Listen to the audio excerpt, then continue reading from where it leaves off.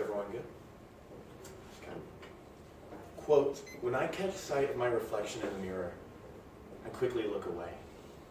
Because staring back at me is a man with glazed eyes, a bib to catch his drool, and arms that are drawn up to his chest like a dog, begging for bones. I hardly recognize this stranger, so I understand if other people find him hard to stomach." End quote. For the first 12 years of his life, Martin Pistorius lived like any other child. He played, he laughed, he loved electronics, Legos, and a small yellow dog named Pookie who would follow him everywhere. But that all changed in 1988 when Martin fell ill. His body began to freeze up, his limbs paralyzed, and then he lost the ability to speak. His mother reports that in 1989, Martin lay motionless in a hospital bed, uttering the last words he would ever organically say. "When home?" he asked his mother.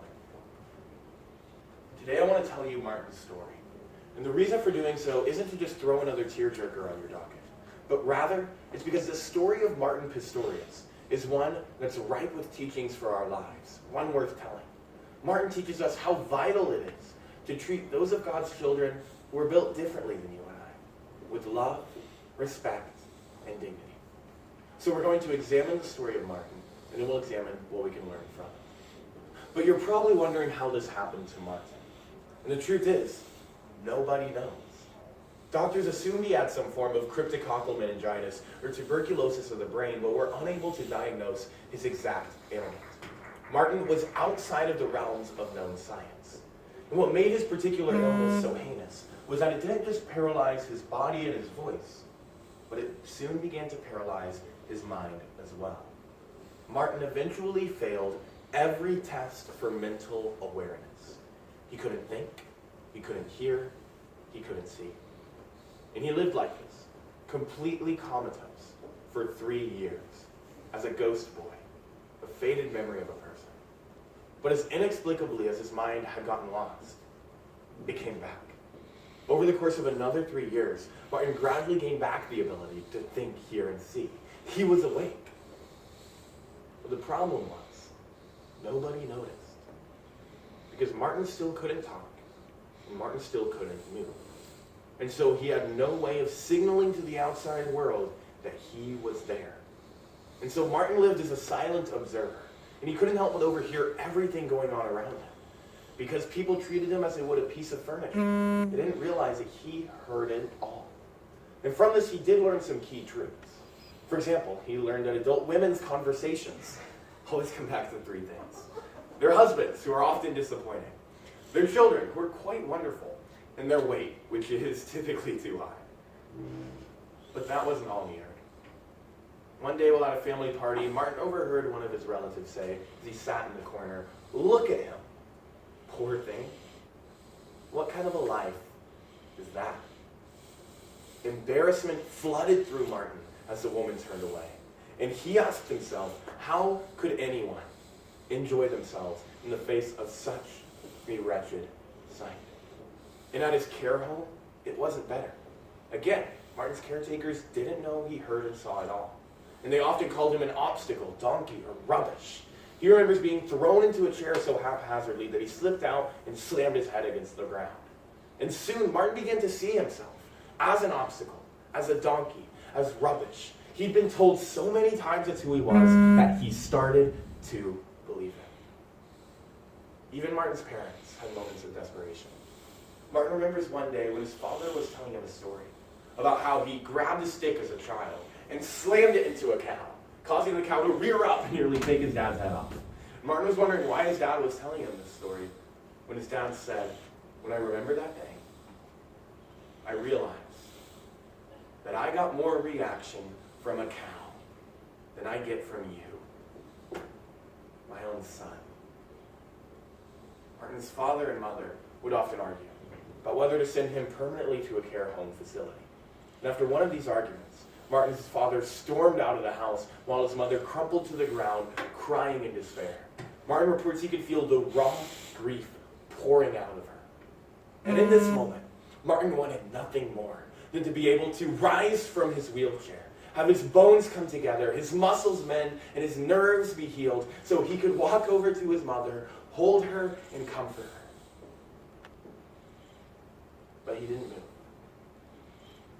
The reason he will never forget this day is because his mother then wiped the tears from her eyes, looked at her son, and declared, "You must die." In this moment, Martin had the worst feelings of his self-worth, seemingly confirmed by the woman who loved him most. This isn't to say Martin's parents were bad people. They weren't. It's to show how trauma can break even the best of us. It took a new set of eyes to see Martin differently. Martin began meeting with an aromatherapist named Verna. And Verna was different. She treated Martin like she would anyone else, talked to him and asked him questions, even though he said nothing.